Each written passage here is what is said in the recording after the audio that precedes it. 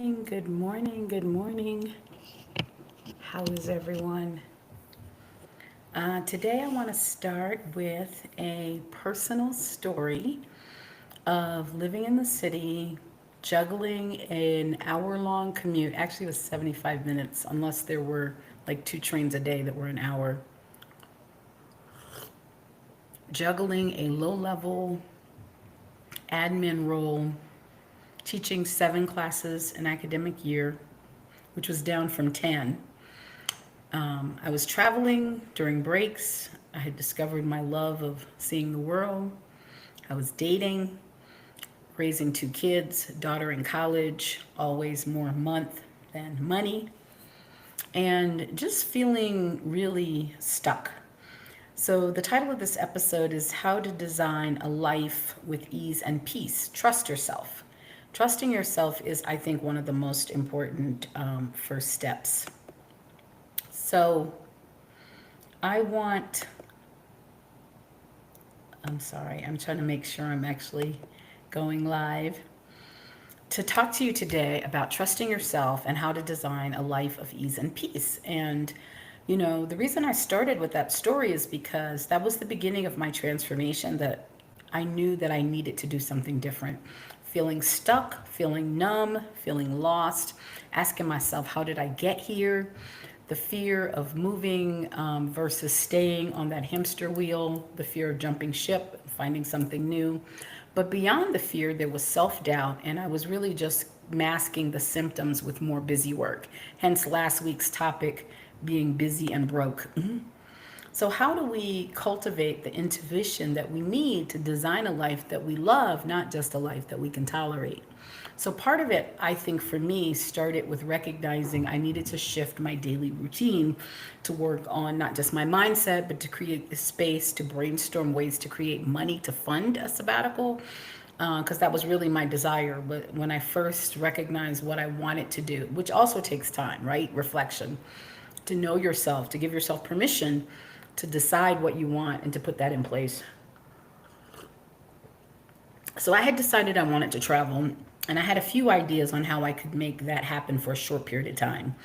But what I didn't want to do was to take a year off, to go to work, to come back to yet another academic job. And I'm not saying that I'll never do that, truth be told, it could happen. But cultivating intuition is one of the themes of today's message. To design a life that you love, not just one that you can tolerate. And if you're new to my channel, welcome. Thank you so much for coming. I'm recording live in Jalisco in my Airbnb today. Jalisco is a state in Mexico where Guadalajara is located. And Guadalajara is the second largest city in Mexico.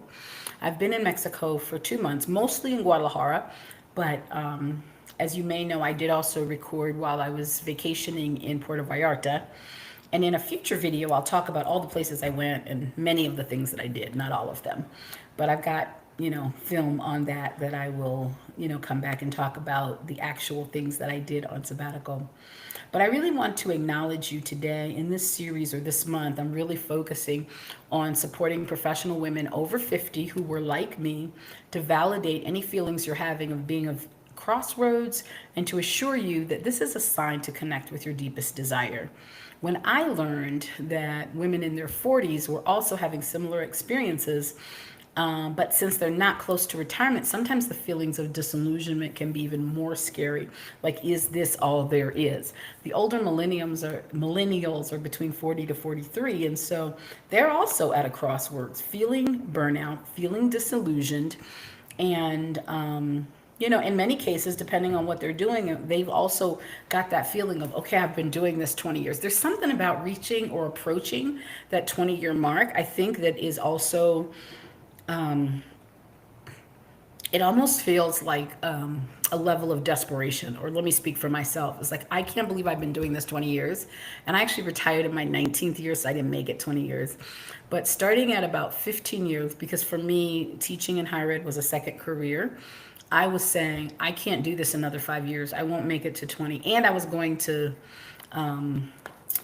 so having some other experiences, which I want to talk about how the power of self-trust plays into this. So welcome back to the channel if you've been here before, and I really appreciate your support. One of the pivotal moments, you've probably heard me say this before, is I was sitting at a funeral of a colleague who died, and God said to me clear as day, or the Holy Spirit I felt was giving me this nagging feeling of, you don't have to be the person that people are coming to say goodbye to and mourning their loss from academia. I was at 2 funerals in 2 years when the first time I felt like I could really feel this pressure from the Holy Spirit saying to me that your skill set, your natural talent, your genius does not have to be limited to this scope and this space and this walk. That you have to trust your intuition to find your way out of, navigating, what you're going through.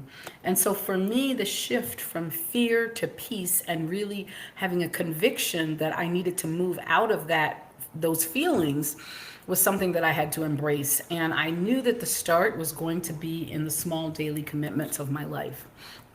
So let me also talk about why designing a morning routine is so important. The morning routine for me, I happen to be a morning person, but even if you're not a morning person, having a daily routine that might not be in the morning. I'm the mom of a son who hates morning. He works all night and gets up like around noon. So for him, the morning routine is more about what are the things that you do that you dedicate yourself to being consistent on when you first wake up, whatever time that is. But I like to call it a morning routine because I'm a morning person, and my morning routine generally has always started around 6 a.m., except when I had to teach early, that it might start at 5 a.m. So people will tell you that a morning routine is important to start your day, to set your priorities, to be productive, to get your workout in. And I think there is some validity to that, but my controversial opinion, to be honest with you, is if you want to set the tone for a life of ease, abundance, peace, it has to start when you wake up. It has to start with what you do when you open your eyes. My coffee is not hot. I'm not happy about that. So what do I mean by that? You have to decide what are the principles of your daily routine and how are you going to put those in practice. So for me, it's been about nurturing mind, body, and spirit. Nurturing my mind means practicing mindfulness, and I put together a morning routine, which I've actually had for many years. And actually at the end of this little segment, I'm going to talk to you about what my morning routine was when I was working and teaching, and how the morning routine on the sabbatical even also needs to have consistent cycles of refreshing in order to stay relevant to what you're working on in that season, in that quarter, in that week. So practicing mindfulness has been really important to me, taking time out to meditate, pray, to journal. I also liked doing deep breathing exercises when I first got started because I had so much anxiety. I don't have that anymore. I also spend a lot of time doing affirmations. I still spend a lot of time planning my day, and I do think that if you want to have a day, a week, a month that is focused on ease, peace, and abundance, and for me, those are the 3 key words that drove my decision that brought me here, and there's still 3 key words that are really important to me that I find myself still needing to remind myself that that's why I'm doing this. Because you can stay busy and broke, honestly, even on sabbatical. I wouldn't have thought that was true, but that's a video for another day. So creating a to-do list and really setting priorities and saying no to tasks is why that is so important on sabbatical. And then the other part of nurturing your mind is journaling. I think keeping a record of your thoughts helps control them and organize them so that you can see what you're thinking in a therapeutic way. It also allows you to clear your mind and sort of finish your journaling with a period of, okay, what is going to be my theme or my focus for today? And I'm also a believer that you cannot do 29 things, and I still have a tendency to put together a list of maybe 12 things. It used to be 29, but I know that I'm not going to hold myself accountable to doing 12 things. At the end of the 12 things, what I'll do is I'll take my highlighter out and I will actually highlight only 3 or 4 things, which means I'm gonna do those first, and so the other things that get done when they get done. By the way, if you are watching me live, I would really appreciate it if you would say good morning in the comments, and if you would also tell me where you're watching from, any comments or thoughts that you have on this. I'm sorry, I wanted to make sure I was actually recording. I am. So basically, the next area is nurturing your body. So we talked about nurturing your mind as part of your routine. Now we're going to talk about nurturing your body. So I realized also coming out of the pandemic that if I wanted to travel, I was going to need to have more energy and more flexibility and more endurance. And so I became to be a little bit more intentional about how I was taking care of my body in preparation for this next season. Now, my current lifestyle, or at the time that I'm doing this, like 3 years ago, I would say, I retired 14 months ago. So even the decision to retire meant that I had to make some really radical shifts in what I wanted to do in my career before I retired. And therefore, nurturing my body through those transitions was important. So, for example, a lot of people tell you that you should drink a glass of water. I'm actually drinking apple juice today, now that my coffee is cold. So I think, but I have had a glass of water. I think drinking a glass of water when you first make it. I also went through a period where I would seep ginger and lemon in a glass of water. Sometimes that makes it a little bit more exciting if you hate water, but you should be hydrating when you wake up. It helps with digestion, metabolism, eliminating toxins. Another thing that I'm still working on is how to have a nutrient dense breakfast. I used to have yogurt, a half a bagel, and a boiled egg because I was taking the train, and that's what was convenient to eat on the train. I also went to a yoga class early in the morning in my building 2 or 3 days a week. That was another thing that really helped me with, I guess, moving my body in a mindful way. And so many insights would come to me at the end of a really strenuous yoga class about what to do or how to navigate a certain challenge or unhinge myself from something that I got wrapped up in that I didn't want to get wrapped up in. And so now what I'm interested in is walking and just enjoying the nature and the scenery of the places that I'm visiting. I'm also still working on increasing flexibility, and all of that really improves my mood when I can get up and get busy. I feel like one of the reasons why I suffered the knee injury that I did 2 months ago when I first got my first day in Guadalajara was because I had really gotten away from some of that. I was doing a lot, but I wasn't really stretching and like preparing my joints. As you age, you have to do things to make sure your joints can kind of maintain circulation and flexibility, and also bone strength.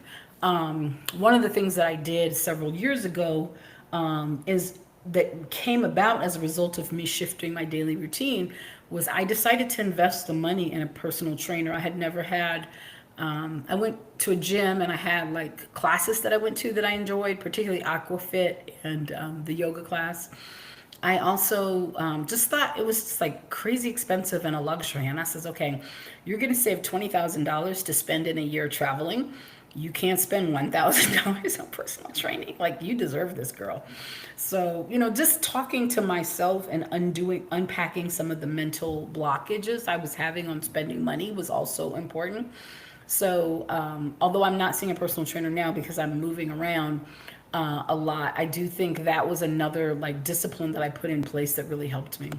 And then the third and final, but certainly there could be more, would be nurturing your spirit.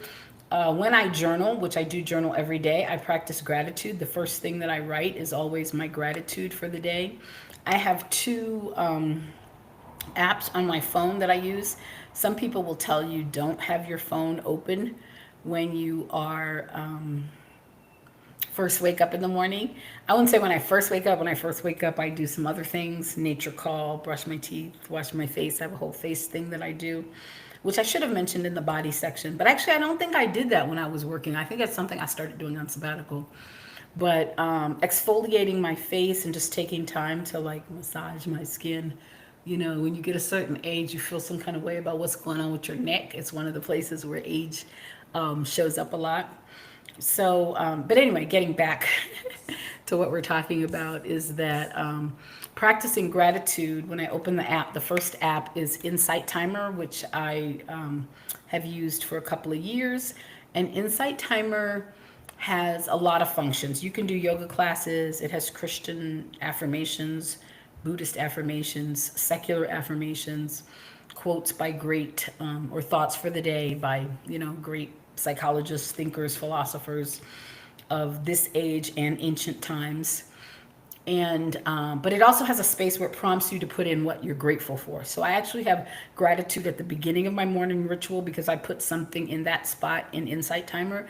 And then the last thing that I usually do in terms of this routine has been journaling. And so I'm also starting my journaling writing practice of the day with what I'm grateful for, in that moment or in the night before.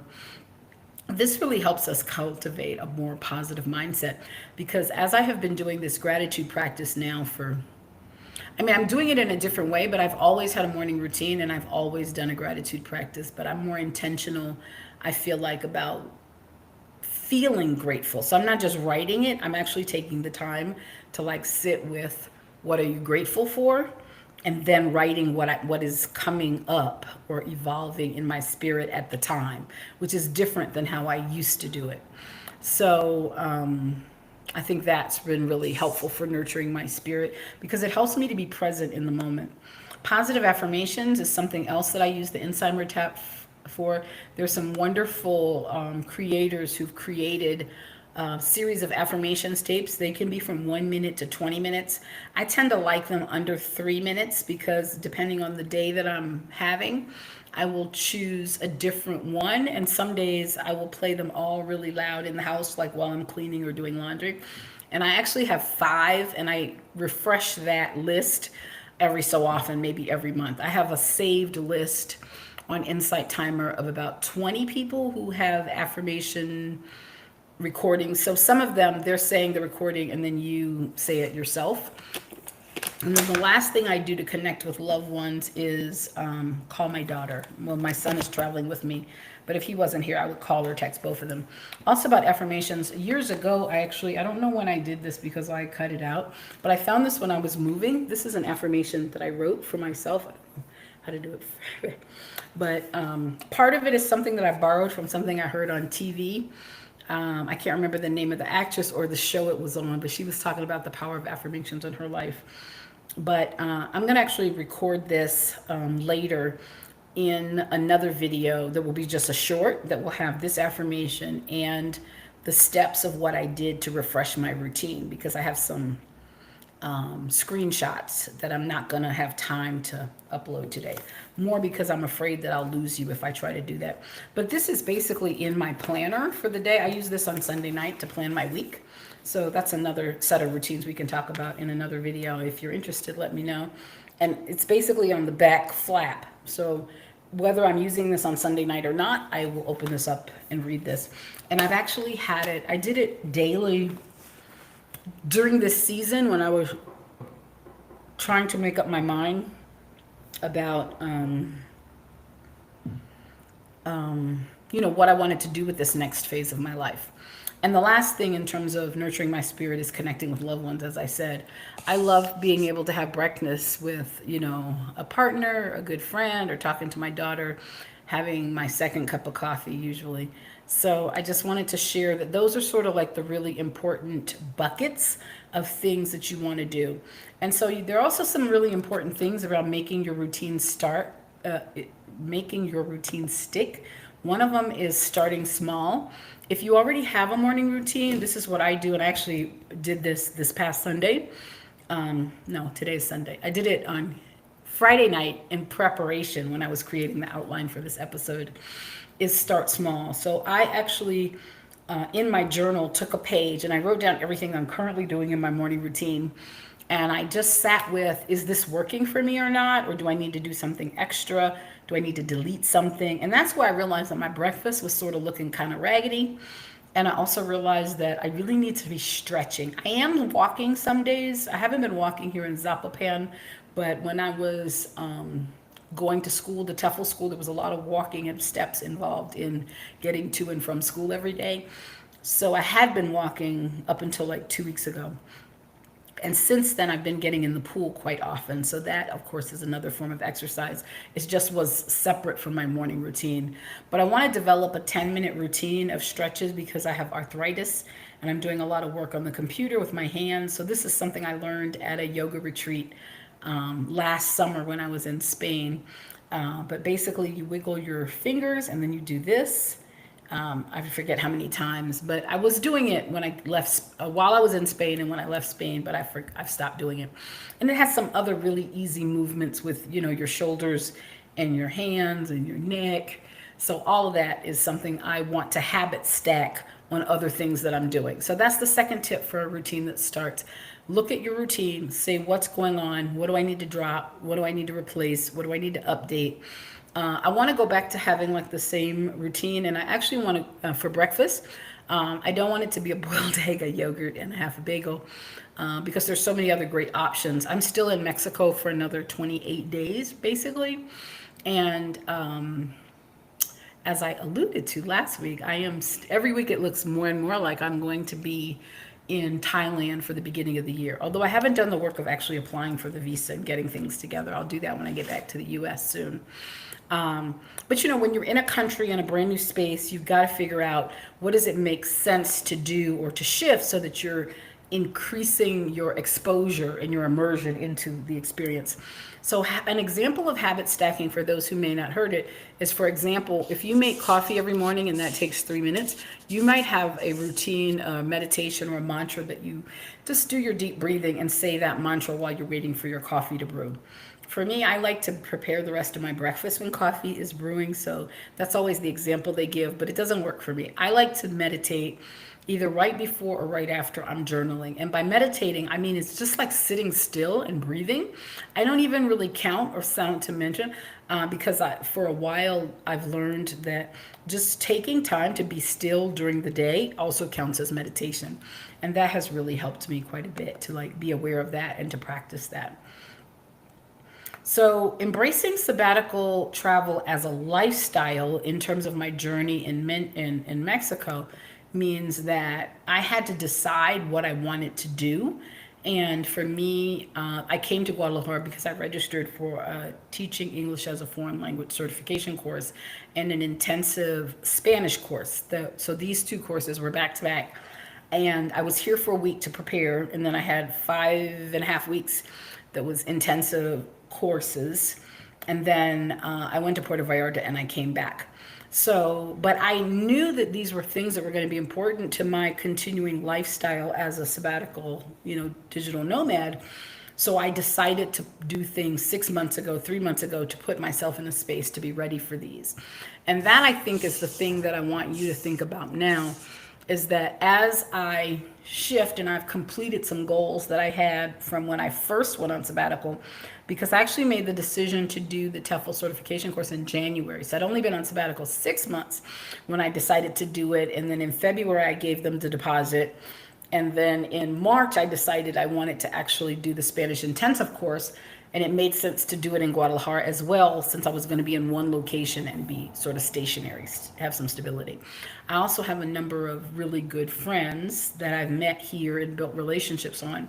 So staying in one place has also been really important and a part of my strategy of staying on sabbatical or living a sabbatical lifestyle. So I will probably rotate back to Guadalajara and Mexico, this side of Mexico, very frequently in the coming years to continue to build those relationships. So sharing new routines, I want to continue to think about going forward. Like in September, I'm going home in like late middle of the month. How do I make sure that my routine is refreshed so that it will carry me through these final 3.5 weeks in Mexico? And I'm changing locations twice because I'm going to San Miguel to explore that region of the country. It's outside, my first time outside of Jalisco since I got here. And then Mexico City, which is where I'm flying back to Chicago from. So what do I need to do to make sure that my routine will survive changing locations, going from hotels to Airbnbs and back, 6-hour bus rides. What are the things that I want to build into my routine to make sure that it can survive like this little bit of upheaval? And then going back to Chicago, being in the United States, to be honest with you, when you live primarily outside of the United States, I would say for this first year, I was outside of the United States 70% of the year. And in the year coming forward, 2026, which, as you know, I'm planning now, I think it's likely I will be outside of the United States more. Meaning I will, because I'm going to Asia and it's so far away, I'll be away longer. So I have lately only been gone for 2 to 3 months, and then I go back for a week to a month. So that will be that will have an impact basically on my planning, on my budget, on the amount of cash or capital that I need to raise to have as a nest egg before I leave. And it's also going to affect, like what my day looks like, what type of time that I'm spending on certain things. So my morning routine starting September 1st to support my future sabbatical and travel lifestyle is about intentional living. And I want to give you a call to action, which is basically that you need to trust yourself. You need to cultivate your intuition, which takes time, which piggyback on last week's takeaways, which means saying no to things that do not serve your future goal and vision of yourself as a sabbatical person. And maybe your sabbatical is designed to build a business, learning to paint, learning pottery, learning to play music, or becoming a songwriter, or doing, something else that's just vastly different than going to a job, staying there 10, 12 hours and coming home and getting ready for the same routine again. So whatever your vision of a sabbatical is, it may not be travel. I think you have to be able to trust yourself that you can make this transition, but you don't do the whole transition at once. It's kind of like that thing about boiling a frog. It happens 1 degree at a time. And designing a morning routine that supports whatever that future life is. And if you don't know what that life is, it means dedicating time in your morning routine to just be quiet and to be prayerful and to meditate on it. And to reading is another thing that I'm adding back into my routine. I haven't been able to carry physical books with me. I did that in Europe, and that was a big mistake. So here I didn't bring any physical books. I'm only listening to audiobooks and digital books. So I'm going back into carrying physical books around. So I suggest that you think about that also. How do you design a morning routine that's going to support like what your future is, a life of ease, a life of peace. I love reading. So for me, whenever I'm reading fiction or listening to fiction, I know that I'm entering my peace, ease, and joy era. So I have some things that I wanted to share. Let's see. So the first one, before I forget, is that you would please like this video if you've enjoyed this comment, and that you would leave a comment in the chat, because that tells the algorithm that this has been something that resonated with you, and more people like yourself will get a chance to then see it. I also appreciate if you're not a subscriber that you would subscribe if you've made it this far in the video. I'm so grateful for your time and attention. I'm trying to do an alternate of long content, and for me that's 30 minutes or more, and short content, which means less than 10 minutes, to answer the feedback that they've given me in the YouTube studio. Please hit that notification bell. Don't miss future episodes on solo travel, sabbaticals, and just generally building a life of that is fulfilling and brings you joy. I also want you to know that I have I'm trying to find the right link, a Substack. So last week, the Substack was about the previous week's episode. So I'm basically recording. I'm still finding a new sweet spot because of my travel schedule. Friday, Saturday, or Sunday morning. I'm a morning person, so I'll most likely be going live between what in Mexico will be 7:30, 8:30 a.m. But I decide every week which week I'm going live. So for example, next week I'll go live probably on Sunday again, because I'm traveling on Friday and I don't know what the lay of the land is going to be. So Saturday morning I'll need to explore that, and then by Sunday morning I'll be able to go live. But I want to extend and be able to go deeper on the topics that I'm covering, because my next book is going to be about, guess what? Da-da-da-da-da-da. Slow travel, solo travel, sabbatical lifestyle. And I haven't really come up with the title, but I want the title to have something to do with audacity. Audacity in action, audacity and other lies they've told you. I don't know, but that's the vibe. And so the Substack last week carries on the discussion of saying no, and it gives you three very specific scenarios where you should say no or maybe or stall, and what those scripts look like to actually do that. And I think it's the first long form article that I published on Substack. I've only been on Substack like a month. And I mostly was on there because I was reading and following other content creators and news broadcasters that I respect deeply. So from this week's topic, I'm actually going to have the screenshots of what I did in my journal. I'm also going to have some tips, a little bit more expanded version. But for those of you who are readers, you may find that Substack is something that will sit with you longer if you really want to apply something that you hear in a video. So all of my weekly videos will have a corresponding Substack, and if you subscribe to the Substack, it's free. You will not only help me grow my ability to stay in touch with you all. So if you know how these platforms are, when one thing goes away, I will be able to connect with you. It ties you into an email list, because every time I put something on Substack, you'll be able to tell the Substack platform how often you want to hear from me. So there will at least be a monthly newsletter at some point that's really a summary of the things that have been posted during the month. And so I'm really excited about showing up in that new way to go deeper with providing resources and support. So join me over there. It's completely free. At some point, I will have a paid level subscription on Substack. That's kind of what Substack brings to the party, a way for people to support you by paying $2 or $3 a month. And if you have, a subscriber list with, think about it, 100 people or 200 people, you're not going to get rich, but it's another income stream that allows people to support you at a very accessible level, and for you to continue to do what you want to do and need to do in terms of your content creation and paying for, the expenses of having a platform.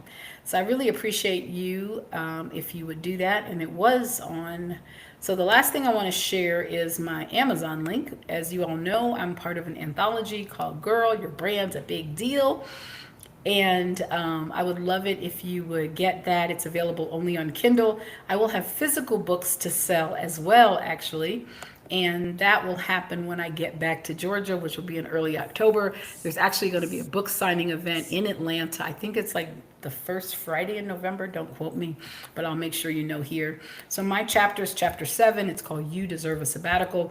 It will definitely help you see why you need to go, help you figure out when you should go. And there is a link in the description to that too, the Amazon link. Let me show it again.